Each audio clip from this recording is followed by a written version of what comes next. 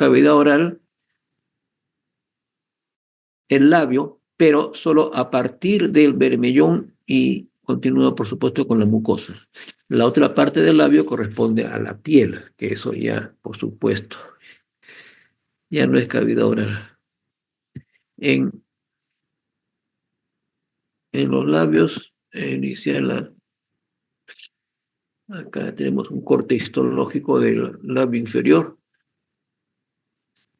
Igual, sí, empezamos en la piel, pero empezamos, el cavidad oral acá en el rojo del labio y continúa con la mucosa. A continuación, ya nos encontramos con la encía.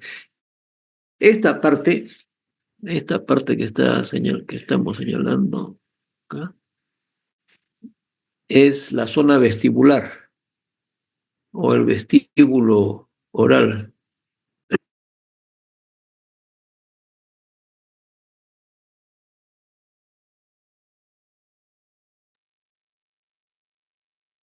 Y entre encía y mucosa del labio o mucosa de carrillo, de acuerdo a la localización, es lo que se llama el surco vestibular.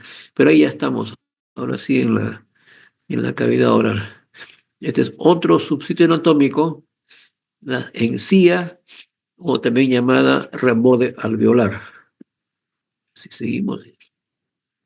La lengua, una parte importante de la cavidad oral, del punto de vista de oncología de cavidad oral. Bueno, nos referimos a la lengua, aquella parte que corresponde a la cavidad oral son los 2/3 anteriores. La dividimos en 3/3.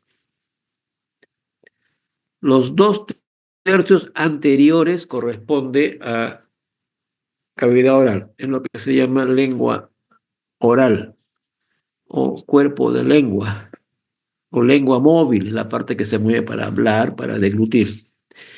El tercio posterior se denomina base de lengua o raíz de lengua, como dicen acá. Pero el tercio posterior ya no corresponde a cavidad oral. Tomen nota de eso. Base de lengua corresponde a orofaringe. Entonces, el límite es esta división entre el tercio medio y el tercio posterior.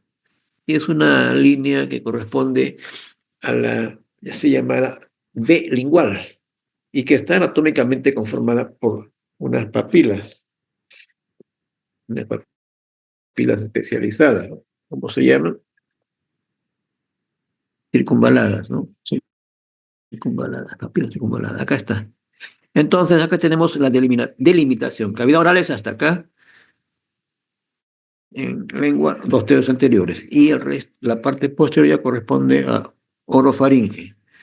Naturalmente, pues acá están las amígdalas linguales, las amígdalas palatinas, los velos.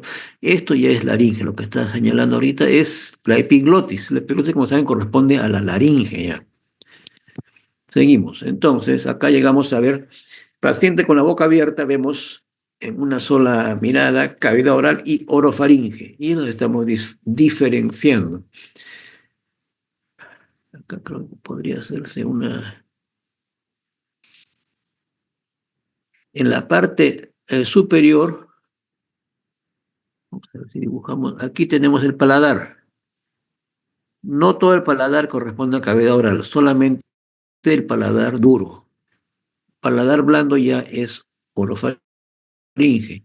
Igual acá hay una delimitación que vamos a tratar de hacerlo más, no está muy bien. Pero hay una línea que separa entonces cavidad oral. Un tumor que aparezca en el paladar duro corresponde a cavidad oral. Si aparece en la úvula, en el velo del paladar, los pilares, eso ya es orofaringe. Lateralmente y inferiormente puede ser una línea más o menos. Ahí está. Que es lo que delimita cavidad oral y orofaringe. A los costados tenemos esta zona que está marcada como trígono retromolar, esa zona triangular más o menos que está detrás de los últimos molares. Es una parte, es otro subsitio de la cavidad oral en donde un carcinoma, si bien es poco frecuente, pero sí es bastante agresivo y requiere tratamiento quirúrgico radical lo antes posible.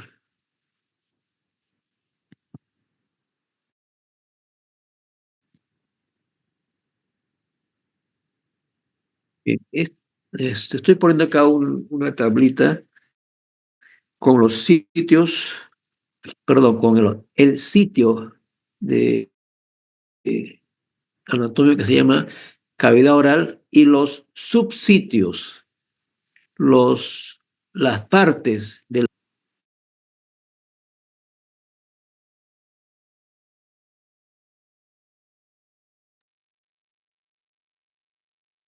Empleamos esta denominación, sitios y subsitios.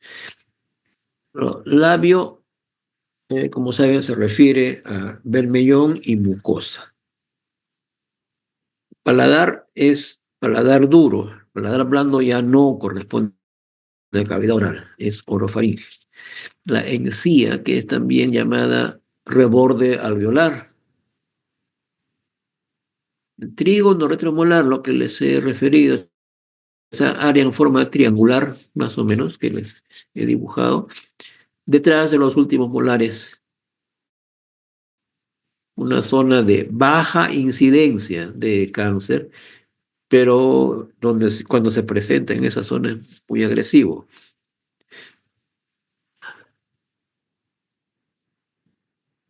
A ver, después acá dice piso de boca, FOM en los textos en inglés, ¿no? Floor of mouth, piso de boca, esa área que está cubierta usualmente por la lengua.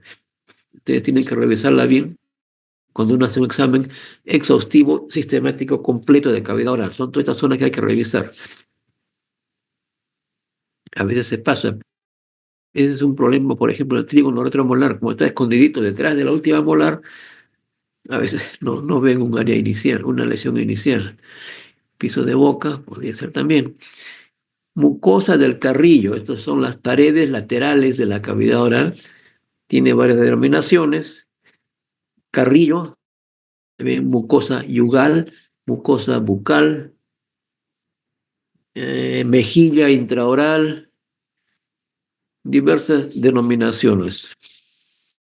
Un elemento importante o interesante que está en las paredes es la salida del orificio de Stenum.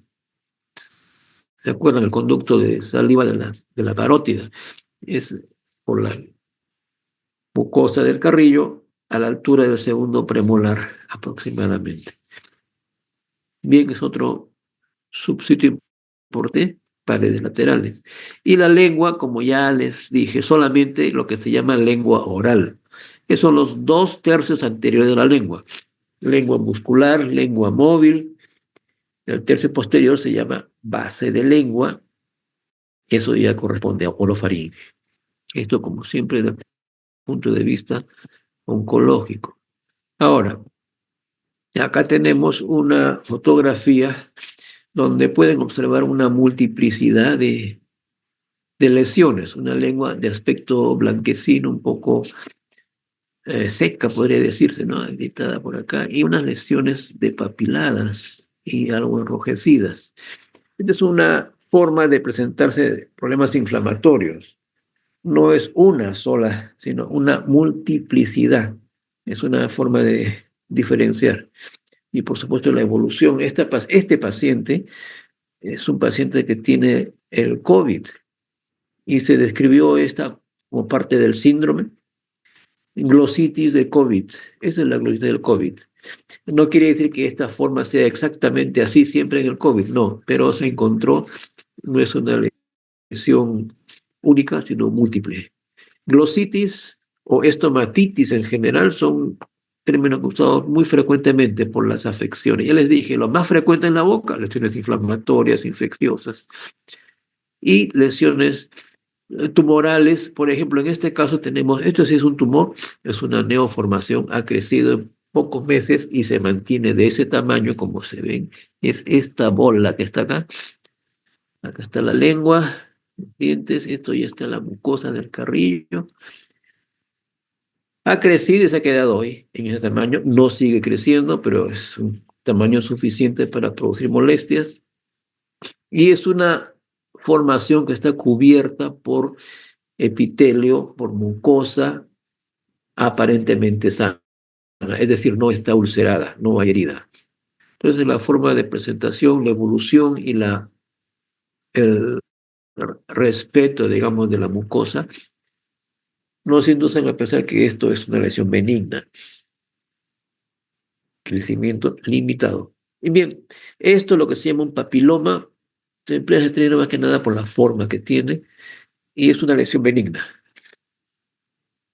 Ahora, el problema es que en ese tamaño que tiene, esa localización produce molestia, la paciente lo muerde con frecuencia, la dificulta, a veces saca un poquito de sangre tal vez, entonces sí amerita, ahí está, acá se ve mejor, amerita tratamiento quirúrgico. Es una lesión, como se dice, papilomatosa o polipoidea grande, pero de base estrecha, lo que llaman a veces pediculado.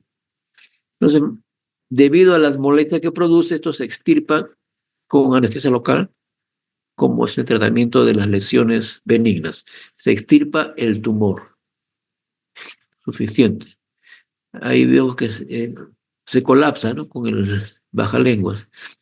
Pero eso hay que evitar. Para que no tengamos molestias, hay que sacarlo, se extirpa ese local, se pone en puntos de sutura reabsorbible. Bueno, eso le decimos papiloma también. Leucoplasia y eritroplasia, dos términos que quiero mencionar, son términos histopatológicos, pero también es una impresión clínica que uno puede tener debido a la coloración. Leuco, blanco, eritro, rojo. La leucoplasia oral es una lesión preneoplásica y hay que siempre observarla bien.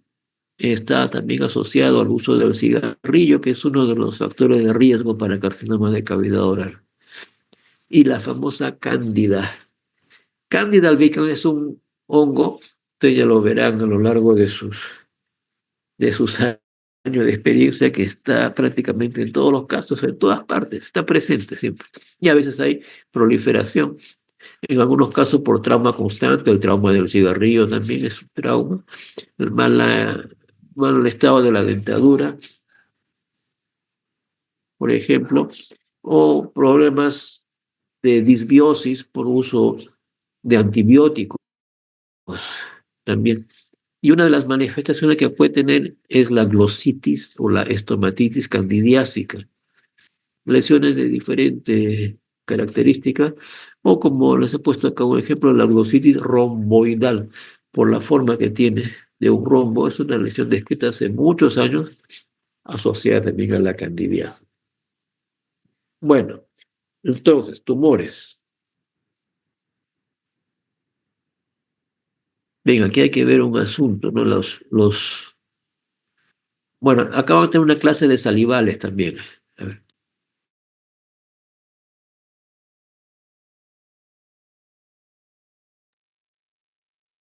Bueno, ahí en la clase de salivales le van a explicar entonces. Se pueden presentar tumores en cavidad oral que dependen de las glándulas salivales, por supuesto de las glándulas salivales menores. Cuando se presentan tumores en las glándulas salivales menores, con más frecuencia se presentan en el paladar. Hay otras lesiones quísticas, quistes de las glándulas salivales menores, que se ven con cierta frecuencia en los pacientes en la especialidad, y en algunos casos requieren tratamiento quirúrgico. Me estoy refiriendo a lo que se llama mucocele. Mucocele es un término que quiere decir quiste, se refiere a un quiste salival, mucocele. Y se presentan como lesiones vesiculares, ampollitas en la boca, en los labios, a veces en el paladar, he visto, producidos por algún problema traumático, alguna mordida que se ha dado de repente el paciente, o un alimento muy traumático, una hincada, una espina de pescado, o en algunos casos por enfermedades febriles. También he visto en el paladar. Se forman como unos globitos, otros en la mucosa del carrillo y más frecuentemente en la mucosa del labio y labio inferior. En la mucosa se observan unos globitos. Estos mucoceles o quistes mucoides tienen en muchos casos solución espontánea. Solitos como dicen, se revientan, eliminan su líquido y desaparecen. Pero a veces persisten, y si persisten un mes o más, o cuando son grandes y molestan, hay casos en que tienen en el labio y es visible, entonces, bueno, mejor es extirparlos con anestesia local, un corte en la mucosa y se extirpa de la submucosa esos globitos que son los mucoceles.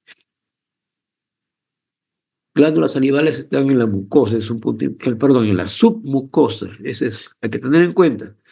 Es diferente una lesión superficial que una lesión de la submucosa, lo infla así como, y se ve como un globito, típico mucocele. Cuando el mucocele se encuentra en el piso de la boca, se le da el nombre específicamente de ránula, cuando es un quiste salival en el piso de la boca, ránula. Igual si molesta y persiste, o si tiene recurrencias, aparece, desaparece, aparece, desaparece y da molestias, hay que extirparlo. Si no, bueno, a veces se solucionan espontáneamente. Ahora, hablando de tumores ya sólidos, el tumor mixto, tumor benigno de glándulas salivales menores. Ahí sí, noten, ¿no? Que en las glándulas salivales menores, los tumores más frecuentes son los tumores malignos. Es por eso que es importante el diagnóstico. Pero también hay tumores benignos. Y tumor mixto de glándula salival menor, sí, varios casos hemos tenido, se operan, se extirpan nomás y solucionado el problema. Se extirpa con cierto margen también porque el adenoma pleomorfo, siendo tumor benigno, tiene tendencia a hacer recurrencia. Otros tumores hay, pues, el mioepitelioma, de los demás. Los schwannomas, neurofibromas, las bolitas que aparecen prácticamente en todo el cuerpo. El neurofibroma puede en cualquier parte, la neurofibromatosis, ¿no? Este tumor, como Abricosol describió este tumorcito, no es muy frecuente, pero está en la literatura y se menciona. Yo no he visto, pero sí hay tumores. Abricosol, pues así lo pueden encontrar con ese nombre. Y otra playa de tumores benignos, que puede haber cualquier formación, hay que observarla y ver la evolución lenta, etcétera. Bueno, pueden ser tumores de origen del músculo liso, del músculo estriado, condromas, lipomas, torus palatino, así como está acá en latín, torus, su nombre original, o toro, algunos lo traducen así. ¿Qué es esa forma? Es un osteoma, el torus palatino. Habrán visto algún caso, tal vez. Es un tumor óseo benigno que se encuentra típicamente en la línea media del paladar. El examen clínico, incluyendo palpación, es lo más importante. Si lo palpan duro como hueso, ya saben, es un osteoma, esto es un hueso, en la línea media del paladar. Igual torus mandibularis es el mismo osteoma, pero en la cara lingual de la mandíbula. Ustedes tocan con el dedo, encuentran una bolita, son varias bolitas duras, son huesitos que protruyen. Eso no requiere tratamiento. Definitivamente no le molesta.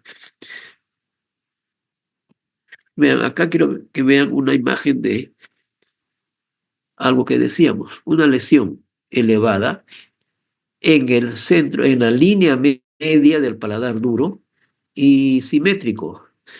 Tiene también esa apariencia lobulada, ¿no?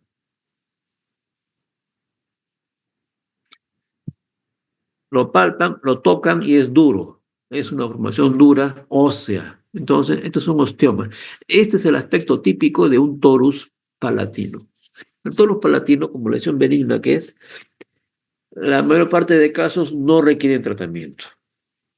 A veces es un hallazgo de un paciente que se tocó o una cosa rara que se miró en el espejo. Casi nadie se mira en el espejo el paladar, ¿no? También que es un poquito difícil. Por eso a veces pasa desapercibido hasta que alguien lo ve o se da cuenta el paciente. ¿Cuándo operamos un torus palatino? En principio, en dos casos, ¿no? Cuando es muy grande y molesta, a veces hasta para comer también puede molestar, o cuando el paciente requiere ponerse una prótesis superior total, prótesis dental superior total. El acrílico tiene que aguzarse el paladar para que quede bien colocado. Si hay un tumor, hay un osteoma, no le permite hacer que no se pega bien. Entonces, bueno, también se estirba por ese motivo. Algunas veces se ha hecho. Generalmente no requieren, ¿no? Vean esta imagen, esto es muy diferente. Aquí hay dos detalles. Primero, aquí hay un bulto, una formación tumoral. Al igual que el anterior, está cubierto por la mucosa sana. Ojo, no hay úlcera, no hay herida, mucosa sana. Pero esta está a un lado, no está en la línea media. En la línea media lo típico es, puede ser un tumor cualquiera, pero lo típico del tolus palatino es en la línea media. Además, acá al palparlo se siente una consistencia elástica, no es duro como hueso. Es, entonces es tejido blando, es un tumor. Es un tumor que crece lentamente, entonces ahí viene la idea. Esto debe ser un tumor de glándulas salivales menores porque está creciendo por debajo de la mucosa. Como acá siempre existe el riesgo de que con frecuencia los tumores de glándulas salivales menores sean tumores malignos, acá se puede hacer biopsia tipo aspiración. Se ha hecho en algunos casos así para no estar acortando. Y es un adenoma pleomorfo de glándulas salivales menores, del paladar. El tratamiento quirúrgico, porque el adenoma a veces puede crecer y continuar creciendo, ¿no? Naturalmente que se hace los descartes respectivos mediante la biopsia, además por la localización, que sea un tumor dependiente de las piezas dentales. Al porcionarlo no es doloroso. Por ejemplo, a veces hay abscesos periapicales, ¿no?, que complican los tejidos blandos, pero es muy diferente. Ahí habría secreción purulenta, habría dolor y sería más pegado a la encía. En fin, esto salió como un adenoma pleomorfo, tratamiento quirúrgico, incisión, decolación periférica y resección total radical del tumor. Queda como defecto, tal vez un poquito hundido, excavado el paladar en esa zona. Pero la paciente, la mujer, quedó curada. Una diferencia que quiero que, bueno, acá se ve, en este lado se ve mejor, tal vez más grande, una lesión que ha destruido la mucosa en su evolución, en poco tiempo, en pocos meses, destruye la mucosa y llega a tener exposición de hueso. Acá se nota que está el hueso expuesto y a esa forma de evolución me está hablando que esto es un carcinoma, es una lesión maligna y en este caso involucra al reborde alveolar, o sea, encía y piso de boca. Y lo que se está exponiendo es el hueso mandibular, ya se ha expuesto, o sea, hay una gran úlcera, hay compromiso de hueso, es un tumor avanzado de cavidad oral, un carcinoma epidermoide. Entonces, a tener en cuenta, acá en esta lista que encontré se puede ver el primer punto que dice acá, úlcera que no sana. Eso es un punto de importancia a tener en cuenta, de observar. Quien quiera que vea a un paciente o un familiar o un dentista o un médico general y que consulta por una úlcera en la boca, ¿qué pensamos primero? Una úlcera pequeña. Una úlcera pequeña, bueno, tiene un afta, tiene una estomatitis, posiblemente sea eso. Pero acá la idea que se pone es úlcera que no sana. Le dan tratamiento, toques, enjuagues bucales, de repente tratamiento con vitaminas. Recomiendan visitar al odontólogo que le revise la dentadura, que no haya metales, que no haya infecciones en los dientes, caries. Y bueno, eso debe mejorar.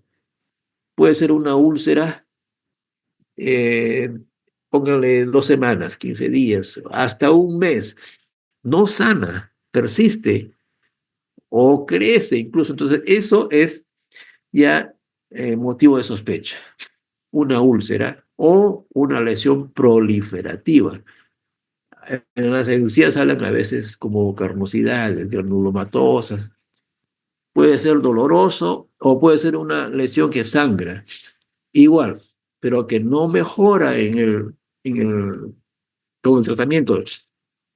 Pueden ponerle hasta un mes. No mejoró. Acá ya tenemos que sospechar. Esto puede, puede ser una lesión inicial o un abultamiento. En esta lista que yo lo he sacado, pero es en general para cavidad oral y para orofaringe, como van a ver en muchos textos y artículos. Los dos sitios anatómicos juntos, cavidad oral y faringe. O un abultamiento. Puede ser una lesión así o acompañada de un tumor en el cuello o simplemente aparece un tumor en el cuello. En un paciente adulto, tumor en el cuello me obliga a revisar el resto de la cabeza y cuello y cavidad oral especialmente, a ver si hay alguna asociación, pensando en tumor intraoral y tumor ganglionar en el cuello. Es una combinación frecuente.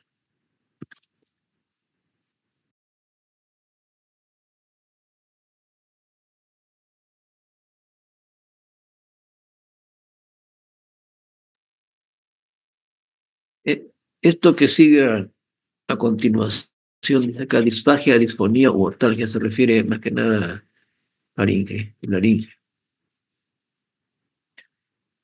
Otros síntomas generales son reducción de peso o un hallazgo por imágenes de una masa en el sitio primario. O sea, no solamente visión, a veces por imágenes se detecta. El examen para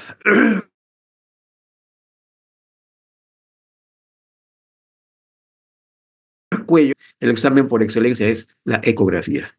Y a veces en imágenes de tomografía de macizo facial también para lesiones primarias, para ver profundidad de la lesión, extensión y para ver posibilidad de planeamiento quirúrgico. Hecha la sospecha, después de todo lo que acabo de mencionar, el paso siguiente es hacer la biopsia. Tenemos que confirmar la sospecha diagnóstica.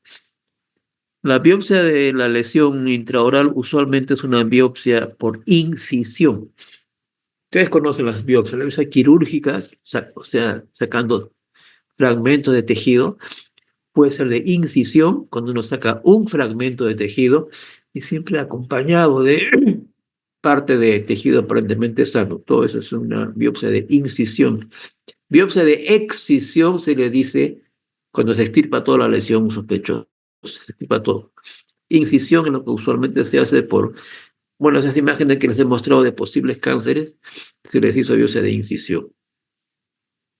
Y si hay un nódulo palpable en el cuello, un ganglio, también se puede hacer biopsia de acuerdo a las indicaciones, o sea, no siempre es necesario, pero si hay sospecha que puede ser por una ecografía, la biopsia es biopsia, aspiración con aguja fina en el cuello. Biopsia, aspiración con aguja fina, BAF por la sigla, o PAF, también le dicen punción, aspiración con aguja fina.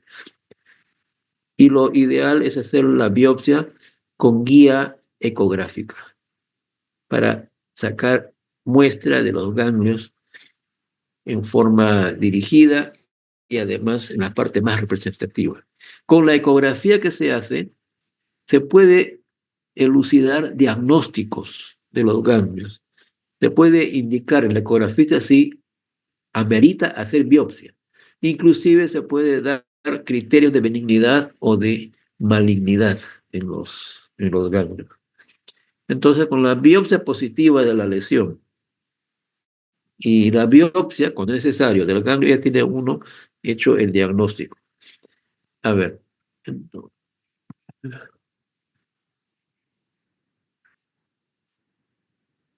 Bueno, esto era para ver este caso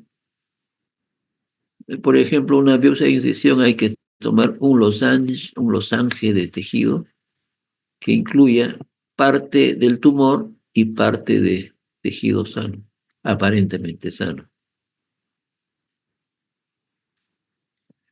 Ahora veamos ese concepto de la ¿por qué aparece el cáncer? Esa pregunta está siempre dando vueltas. Hay muchos conceptos que ver acá. Hay factores de riesgo y hay factores etiológicos. Acá de repente el título sería mejor factores de riesgo. Pero mucho se atañe o se está achacando actualmente a virus, a radiaciones.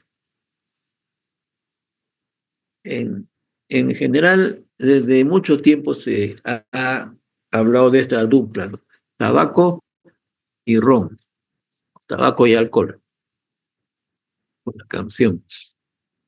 El consejo que siempre se le da a todos, nunca fumen, nunca, porque ya estamos cansados de ver tanta gente que se muere por, por fumar. Me dirán, pues bueno, no todos los que fuman se mueren de cáncer, ¿no? Así es. Pero es como jugar a la ruta rusa, ¿no? No todos los que se apuntan a la cabeza se van a morir. Pero bueno, ¿para qué hacer eso? Además hay muchas otras cosas, ¿no? Muchas enfermedades. El trauma constante, el humo que uno inhala es un trauma. El humo que uno inhala en algunas industrias, en la calle, todo eso es un trauma que van sumando. Y dicen que sumando alcohol y tabaco, las dos juntas, hay una sinergia, es peor el pronóstico. Se han hecho muchos estudios, incluso dicen que cada cigarrillo que uno fuma es un día menos de vida. ¿Cómo saben eso? Bueno, son estadísticas a largo plazo en grandes poblaciones, estudios que han hecho, bueno, puede ser. Las parasitosis, eso que está tantas veces se encuentran ustedes al respecto de la literatura, que no está muy difundido, pero también que tratan al cáncer con antiparasitarios y tienen buenos resultados. Usan dieta, factores dietéticos, la cantidad de alimentos disponibles actualmente en los mercados, en todo el mundo, ¿no? Y con la cantidad de carcinógenos que tienen muchos de estos alimentos preparados, elaborados. Tratar de ir a una dieta más natural es lo que se está tratando de dirigir a las personas mediante estilos de vida saludables. Y mantenerse en buen estado de nutrición. Eso que dice acá nutrición se refiere, una persona malnutrida es una persona que tiene un mal sistema inmunitario y es más susceptible de enfermedades, inclusive del cáncer. Factores genéticos, bueno, encuentran en ciertos grupos familiares, en ciertos fenotipos también, quienes tienen más cáncer. Los virus, acá viene ese tema de discusión. ¿Son virus? ¿Son parásitos? Los virus son parásitos de las células. De todas maneras, ingresan al núcleo y producen alteraciones en su DNA y aumenta el crecimiento. Esa forma de verlo es derivado de la observación que han hecho del papiloma humano, del HPV, por favor, HPV o VPH, de acuerdo al idioma, pero que es más frecuentemente asociado con el carcinoma de orofaringe. Epstein-Barr, el verrucoma, el virus del papiloma, que tiene muchas variantes. Acá les muestro, vean esta lámina, la última línea, es una cosa que llama la atención, ¿no? Acá dice, no veo, dice exposición al sol. Ahí está, exposición solar. Está loco, ¿no? ¿Qué tiene que ver el solar con la boca? Esto, claro, habría que ponerlo aparte, porque ¿quién va a estar con la boca abierta en la playa para que le dé el sol, para broncearse la boca, como si fuera cáncer de piel? No es así, pues esto se refiere exclusivamente al caso del labio inferior. El carcinoma del labio inferior, del bermellón del labio inferior, se considera carcinoma de cavidad oral. Eso es nuestro concepto, ¿no? Como por la línea que separa el bermellón de la piel. Puede ser un cáncer de piel si está en el labio, pero está por fuera de esa línea. Pero si está en el berbellón, ya cavidad oral. Entonces, ¿cómo así la exposición al sol puede ser un factor de riesgo para cáncer de cavidad oral? En el caso del labio inferior, nada más. Y por eso que se compara mucho con el cáncer de piel. Ahí sí es un punto controversial, pero hasta ahora tenemos estos conceptos en cuanto a factores. Ahora, mucho se habla del famoso estrés presente en muchas patologías. Pacientes que han desarrollado un cáncer poco tiempo después de un trauma psicológico o físico, pero que le produce una situación de estrés marcado en forma brusca. Ahí tienen ustedes mucho que investigar. Sí, es posible. ¿Por qué le dio cáncer a una persona que no tiene antecedentes, no fuma, nadie pronto? ¿Qué pasó? Es que 3 meses antes estuvo involucrado en un problema en su trabajo, tuvo problemas judiciales, casi lo meten a la cárcel, ha estado, pero bueno, algo así. Investiguen, pues.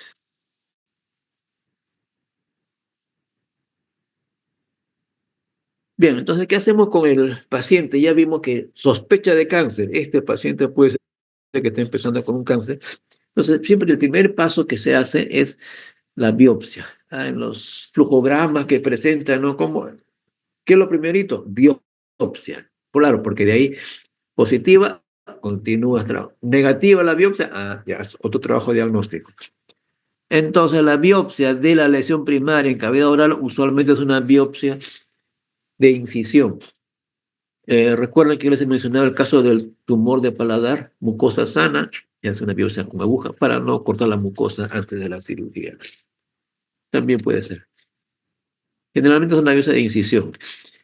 Lesiones, especialmente en la parte inferior o en la encía, puede ser que una radiografía panorámica nos ayude bastante. Radiografía panorámica se refiere a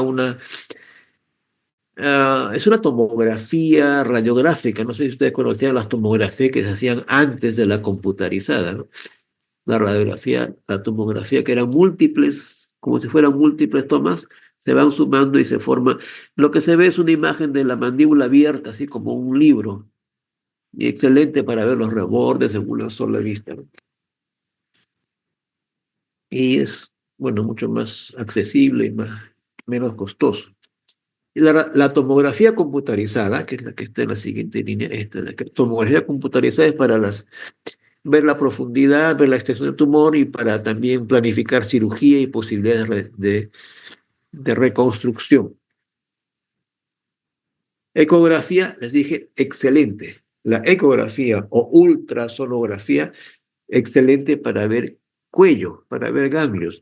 Nos puede hacer la detección y también el diagnóstico mediante procesos de elastografía, etcétera, ver la forma.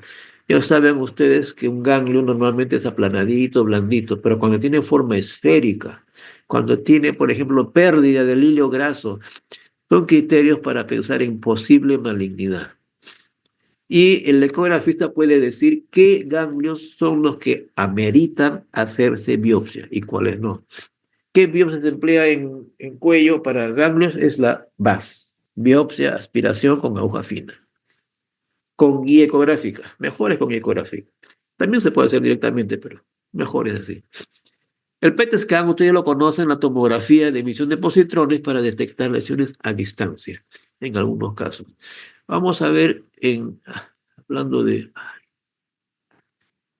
examen, esto es una tomografía, sí, pues, pantomografía o como le llaman la panorámica, la Panorex, depende de las marcas. Esta es la panorámica, se ve los maxilares, especialmente la mandíbula así abierta. No es una lesión acá, es un ejemplo nomás de una radiografía panorámica, una Panorex, o como la llaman, ortopantografía, sí, panorámica de maxilares.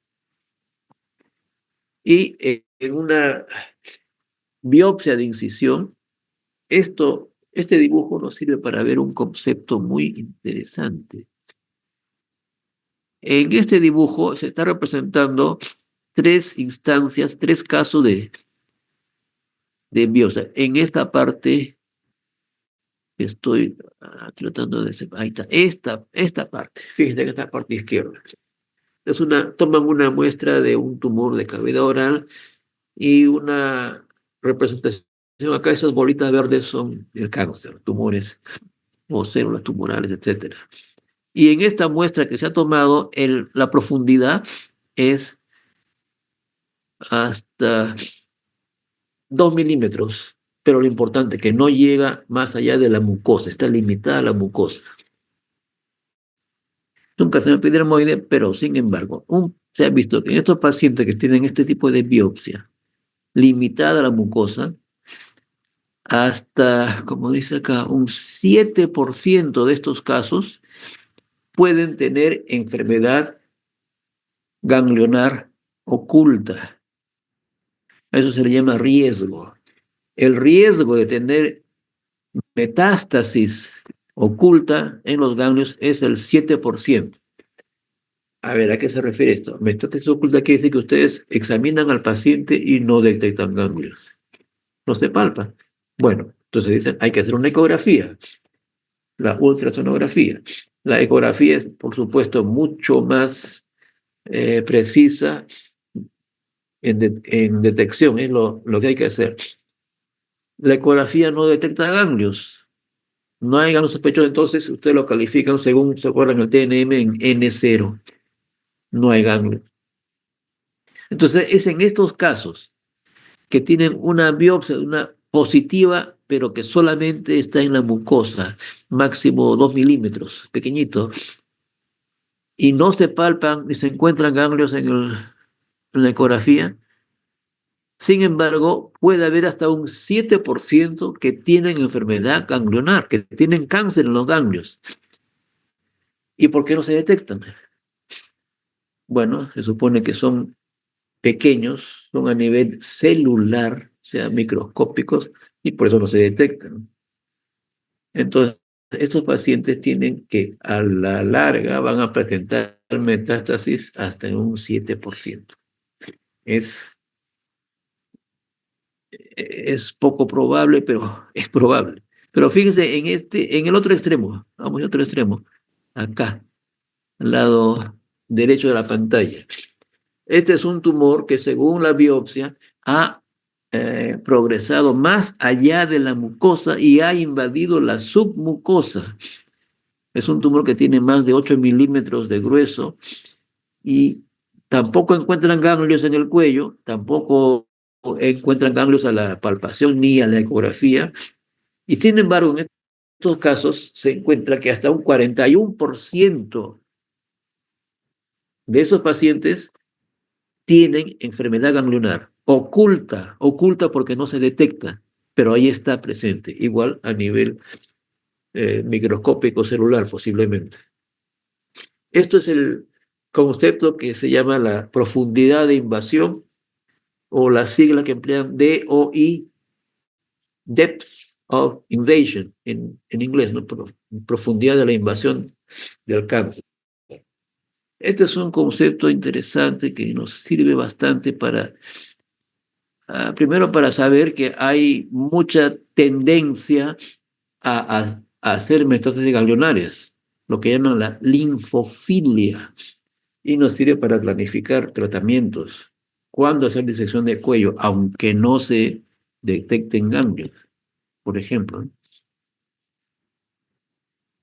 El tipo histológico más frecuente que se ve en el carcinoma de cavidad oral es el carcinoma epidermoide, también llamado carcinoma espinocelular, también llamado carcinoma escamoso o carcinoma de células escamosas.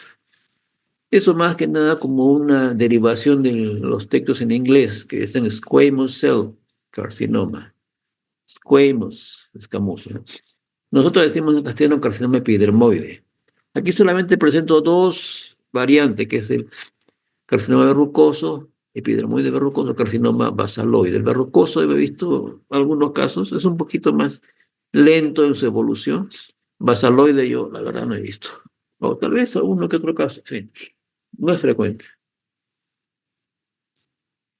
Bien, carcinoma epidermoide es responsable de más del 95%,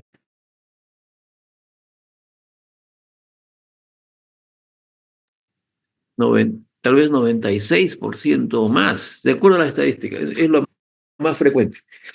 ¿Qué otros tumores hay? Los tumores de las glándulas salivales. Como les dije, hablando de lesiones malignas, son más frecuentes las malignas que las benignas de glándulas salivales. Son tumores que empiezan en la submucosa, que rápidamente infiltran la mucosa y la horadan, le hacen una úlcera. Esa es la diferencia, ¿no? Y son frecuentes en el paladar. Salivales menores en el paladar.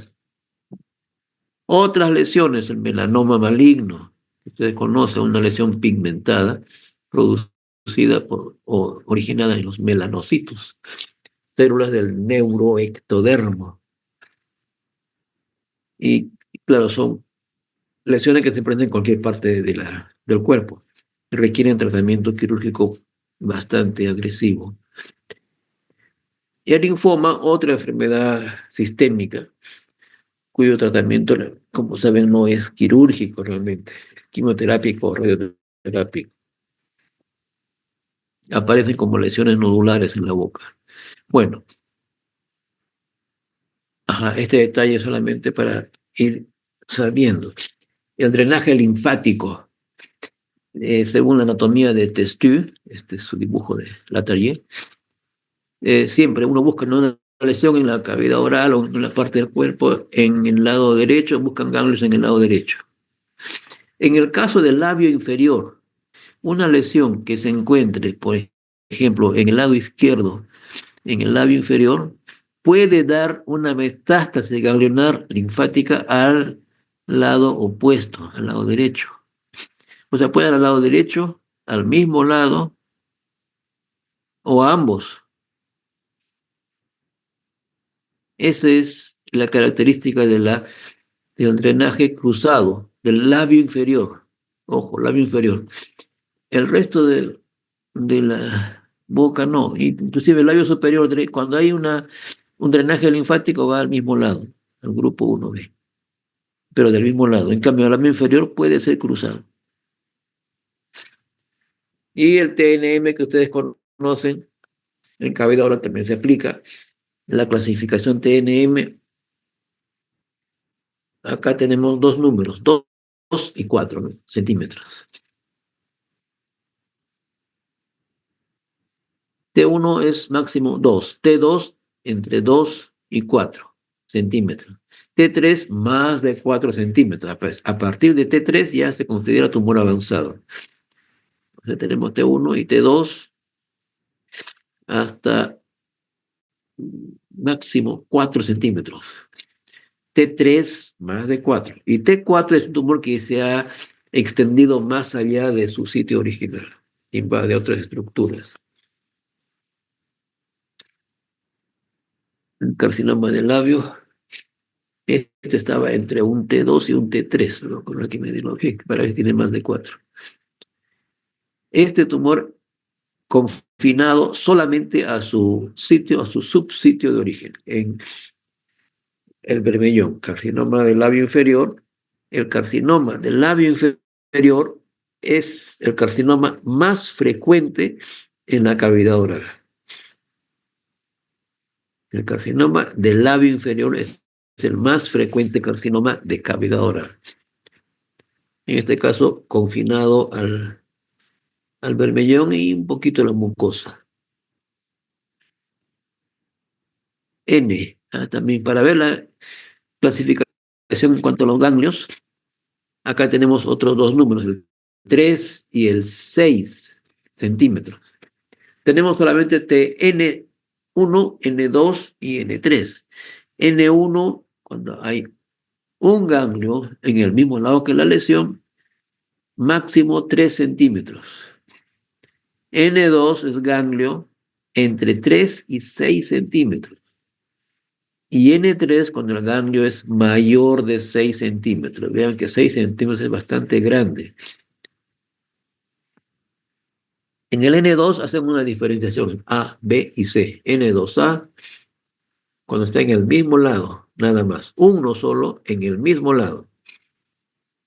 N2B cuando es más de uno, dos, tres o más en el mismo lado. Y N2C cuando está en los dos lados del cuello o están en el lado opuesto. Pero todos máximo hasta 6, entre 3 y 6. Y N3 cuando es más de 6, bastante grande. Y M, ya saben, M0 no hay metástasis a distancia. Y M1 hay metástasis a distancia. En este caso, a distancia quiere decir por debajo de las clavículas. Y en base a la clasificación TNM se hace el estadiaje, estadio 1, estadio 2, estadio 3, estadio 4. A partir de estadio 3 ya es estadio avanzados, según esta tabla, ¿no? El estadio 3 es un T3 o un N1. Y estadio 4 ya cuando llegamos a un T4 o hay una metástasis a distancia.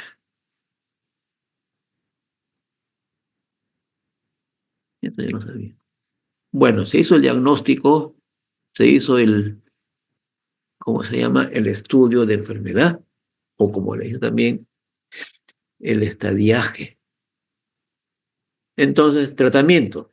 El tratamiento quirúrgico es lo que hasta ahora, después de más de 100 años que se está tratando esto, sigue siendo la cirugía el primer puesto en tratamiento. En el tratamiento quirúrgico tenemos que ver en cuenta dos cosas. Primero, la resección oncológica. Se extirpa la lesión primaria en forma radical, con borde de seguridad, sin dejar tumor visible en el lecho operatorio. Y especialmente en cavidad oral, muchos casos requieren reconstrucción. Reconstrucción quirúrgica, mediante injertos, mediante colgajos microvasculares, en algunos casos con prótesis también, porque se puede producir lesiones bastante mutilantes y con muchas secuelas. Son las dos partes, resección y reconstrucción. Hablando del tumor primario y del cuello, ¿qué hay que hacer con el cuello? En muchos casos tenemos que hacer disección de cuello.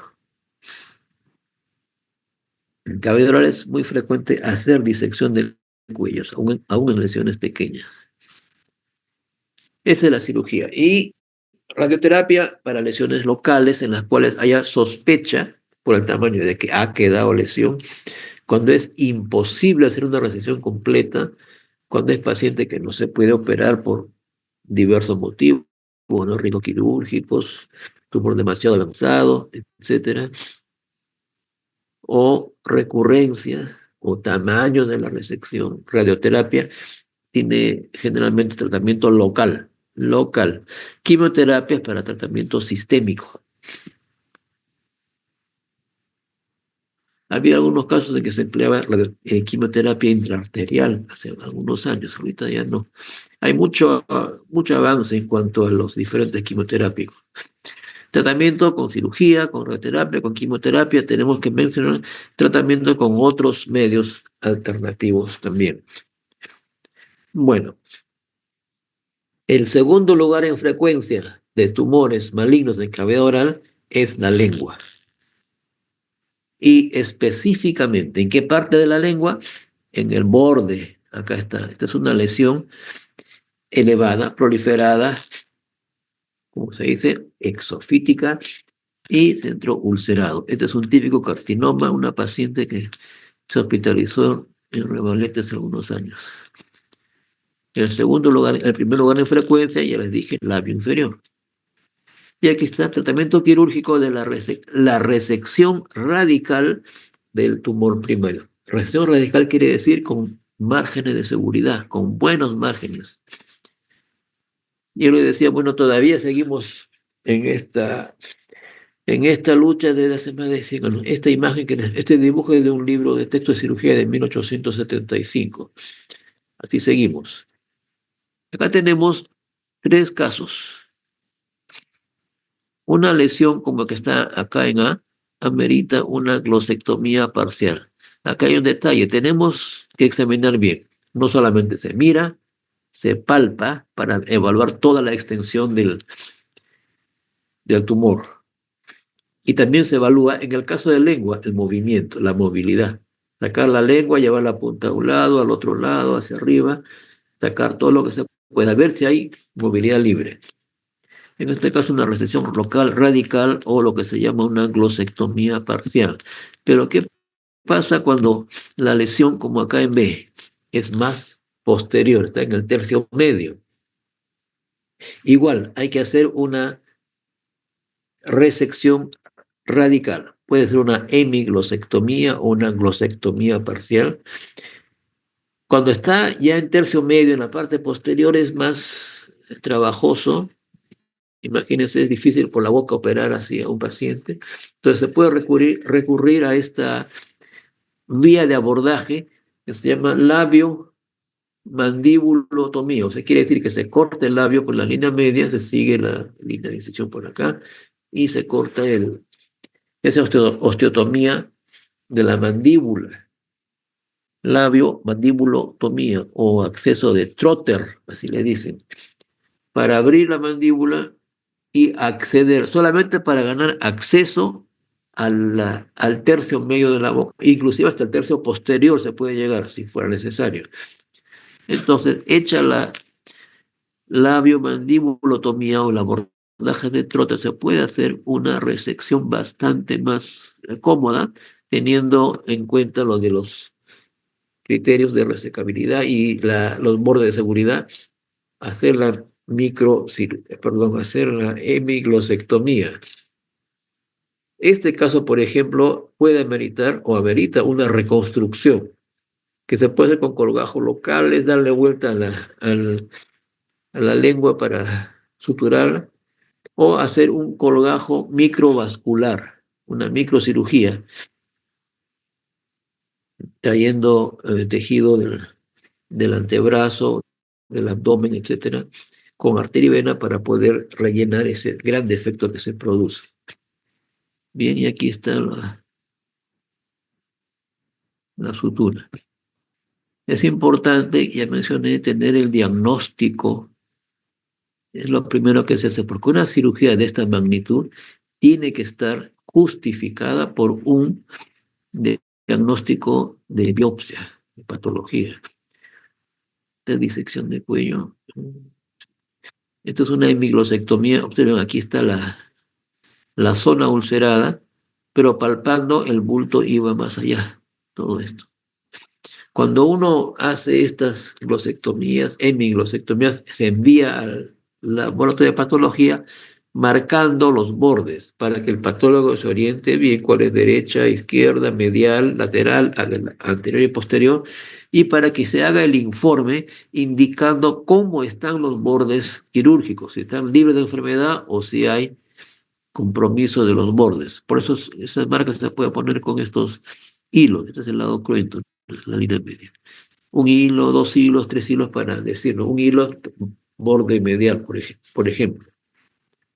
Lesión en reborde alveolar, otro subsitio anatómico.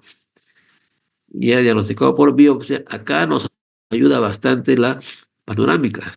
Radiografía panorámica, entonces uno en la radiografía uno dibuja dónde está la lesión acá. Se puede ver, aunque no es buena la foto, pero por aquí había un poquito de rugosidad. Y acá también, para dar margen de seguridad, se plantea hacer una resección, como está en esta línea gruesa. Esto se llama una mandibulectomía marginal. O sea, hay que resecar hueso para darle un buen margen de seguridad. Marginal porque queda el borde inferior. Se estirpa lo que es la parte superior, el margen superior. Si uno corta un pedazo de mandíbula así en forma total, eso se llamaría una mandibulectomía segmentaria. Segmentaria.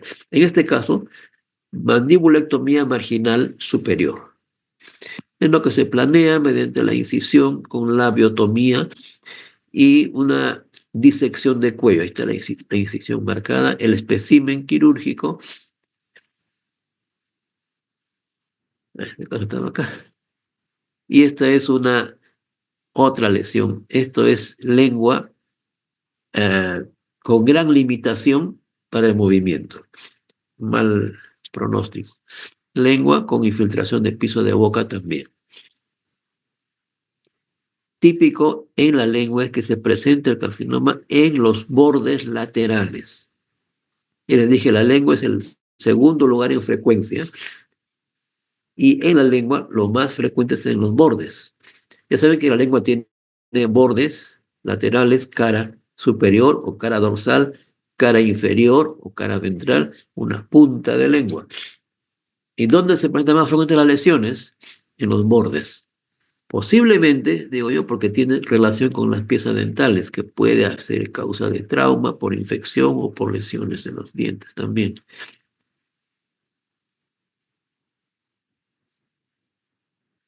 Esta es una lengua fija, pero con compromiso de orofaringe también. Le dicen, saque la lengua y no saca la lengua. Bien, ¿alguna pregunta? Son casi las 4.